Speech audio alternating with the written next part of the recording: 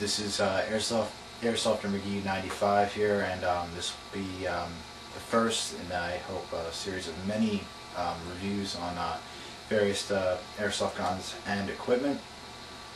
My reviews are going to be a little bit different. We're going to have equipment on here that's been extensively used, so you can really see how this equipment performs for extensive periods of time that you'll probably be using it for. So you might see a review that says, oh well, this gun is great, whatever, but that's on the first day. Then a week later it's broken, and so you may go out and buy it and then have the same thing happen to you.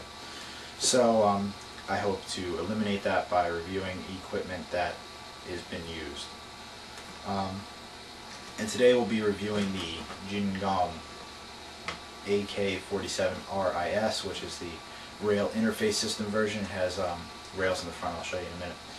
But when you get it, I don't have a box with me because it was 2.5 years ago when I bought this. So 2.5 years I've had this and used it extensively. So let's get on with the review. When you buy this gun, you're going to get, of course, your lovely written and translated manual, which is it's all right. Most of the stuff doesn't even apply to the gun though, because it's just a basic general manual that they use for everything. We'll be getting a Schwungabau or something, 1500 milliamp, 8.4 volt large battery. This battery is alright. I'll go into more of that later. We'll also be getting a standard wall charger. I don't know if many of you people know this if you're new to airsoft, but these are absolute garbage, and they will probably break your battery, and it will probably break. So please get a smart charger or something better than this basic wall charger. But for the 2.5 years that I've had this gun to be the most accurate with my extensive use reviews, I have used this and I haven't actually experienced a failure with it yet. So who knows,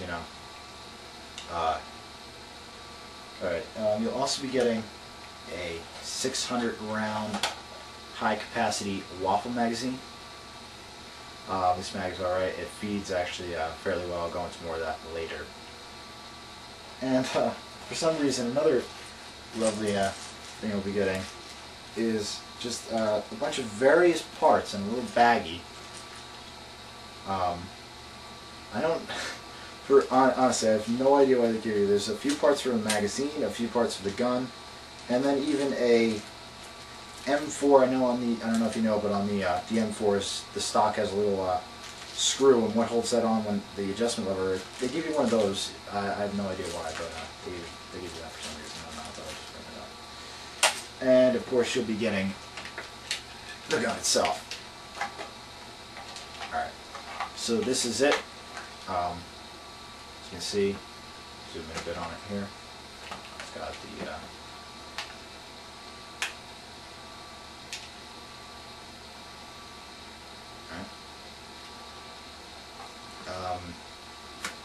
this is the JG AK-47 RIS, and this has been with me in my arsenal for about 2.5 years now, and I've used it for every skirmish. And to be like the average airsoft player, I have abused this thing to death. I haven't cleaned it and I haven't lubed it, because your average new airsoft player would not do that. So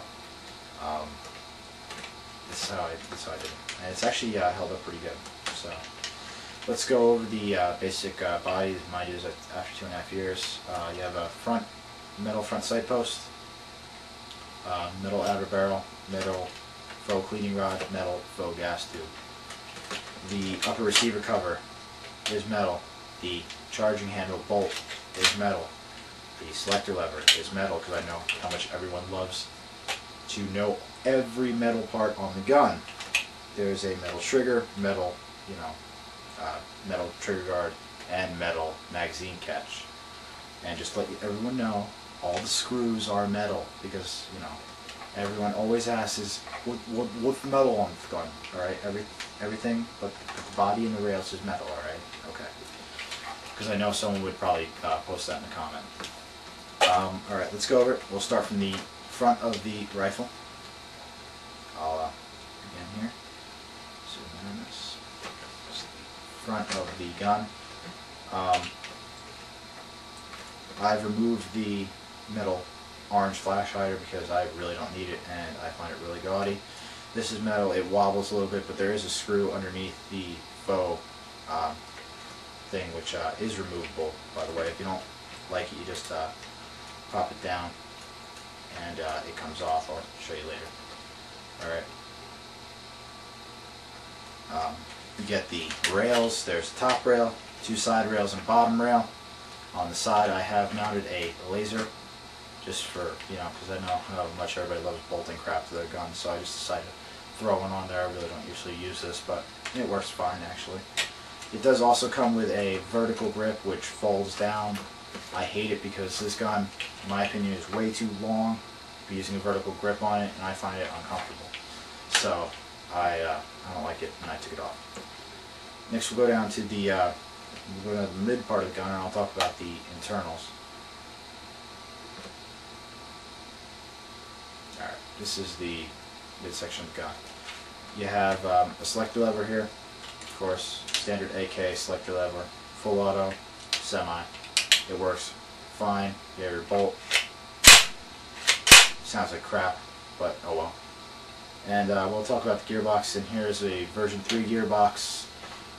Don't know the spring exact size, like I said, I didn't take this down yet, but when I got it, it chronoed around 382. Chronoed it today, shoots around 370 now, so I haven't noticed that much drop in the FPS.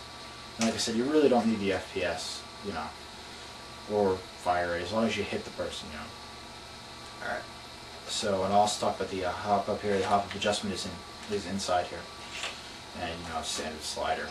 I think you can pretty much figure out how to adjust the hop up by yourself.